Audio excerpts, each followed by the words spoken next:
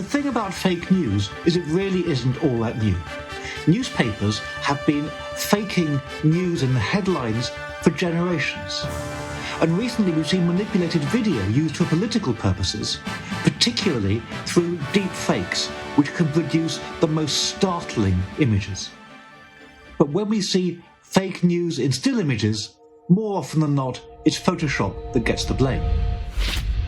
Now, we're all aware that models are routinely retouched in imagery, but a lot of people are using fake images to get more social media clicks. And it's somewhat implausible to think that the MGM lion was really filmed like this. Of course, this was just a modern lion in a scanner.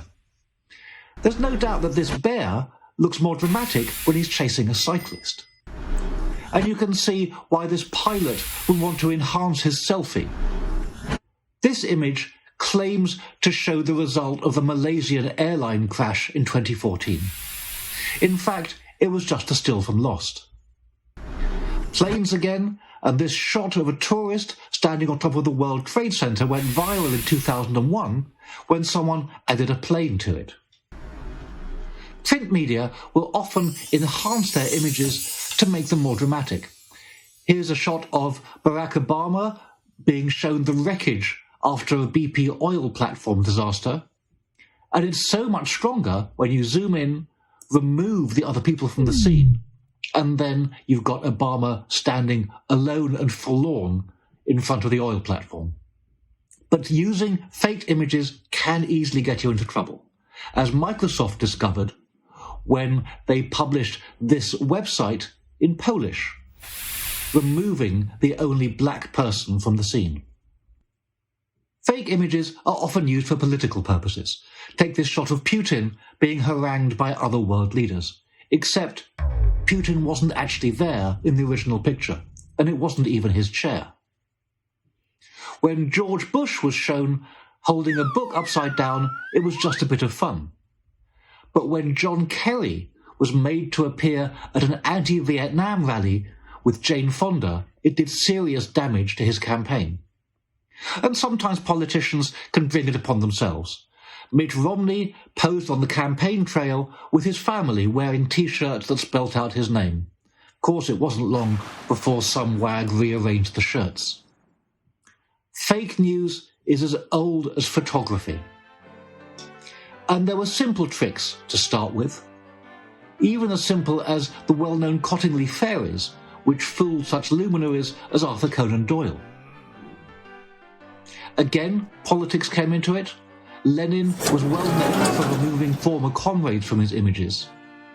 There's no doubt that Mussolini looks more statesmanlike when the handler is removed from his horse. And quite why the Prime Minister of Canada should want to be photographed with Queen Elizabeth but not George VI is frankly anyone's guess. Manipulated images go back certainly as far as the American Civil War. Here's the South Carolina statesman John Calhoun. Who? Well, yes, exactly. But it turns out that his body and the setting make the perfect background for this iconic picture of Abraham Lincoln. Still in the Civil War, Alexander Gardner was a photographer who made his name with these harrowing images of dead bodies on battlefields. It wasn't until long after his death that people discovered that he would visit an empty battlefield, wheel on a cartload of dead bodies, dress them up in his store of uniforms from both sides, and position them in the scene. Now, to my mind, that makes manipulating images in Photoshop look rather tame. Of course, you don't have to use Photoshop at all to mislead people. You can do it just by cropping the image. Here's a picture of Stalin removing a comrade he didn't want there by cropping him out. This shot of a soldier threatening a child with a bat becomes less threatening when we see the full image. How about this picture of a man being harangued by his wife? When we pull it wider, we see that his son is getting in on the act as well.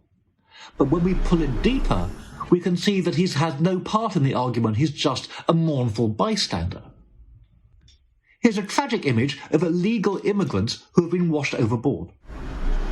But when we pull it wider, we see this man is standing up.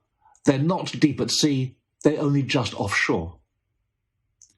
Here's a little cottage up the road from me, very pretty, roses around the door. When we uncrop the image, we see the full story. When people sell houses, they do all they can to make them more desirable.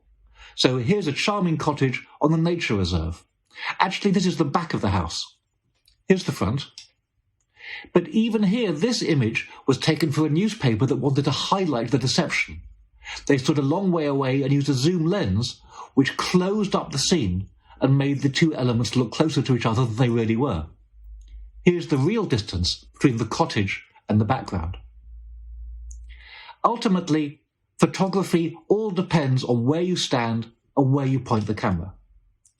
This photograph of Prime Minister David Cameron was just a piece of luck on the part of the photographer. Here's a tightly cropped shot of Mike Pence on a triumphant walkabout. Move the camera to a different angle, and it looks rather less triumphant. It depends on where the photographer is standing. Here's a shot of Prince William giving the finger. But take the photograph from a different angle, and it's a very different scene. So here are William and Kate announcing their engagement. One of many, many photographs, and we like our princes to be taller than our princesses. So when Charles and Di announced their engagement, they were photographed on the steps of Highgrove. Why on the steps? Well, it turns out that Diana was slightly taller than Charles, so being on the steps allowed him to be one step higher than her. Here's another shot from the same session. And the obsession with being a royal highness sometimes got taken to extremes. And it's well known that photographing short people from a low angle makes them look bigger and more imposing. The question is, which photographs do you choose to use? Everyday newspaper editors are presented with thousands of images from every news story, and they choose the one that tells the story they want to tell. Here's an education demonstration in London. Do you show angry students with their placards? Do you show one demonstrator getting dangerous? Do you show the overbearing police presence? Or do you show the moment that the demonstration turned ugly? It all depends on the politics of your proprietor. Some years ago, I was in Istanbul, went to a fish restaurant, and the waiter brought us a fantastic-looking tray of fish to choose from. So I photographed it. When I got home, all I saw was a pile of dead fish. But after a few minutes in Photoshop, it then was able to look more like my memory of the occasion. It may not be what the fish actually looked like, but it's what they felt like. You can use Photoshop to enhance your memories. You can use it to improve poor images. You can use it to correct imperfections. You can use it to remove blemishes. And you can use it to turn everyday scenes into fantasy images. Of course, you can also use Photoshop for mischief. But since the camera never tells the full truth, don't blame Photoshop. If you'd like to know more about how to use Photoshop to enhance your images, visit photoshop.london for over 100 free 2-minute tutorial videos, plus tips, tricks, and hundreds of free images especially created for photo montage artists. Or visit my YouTube channel, 2 Minute Photoshop.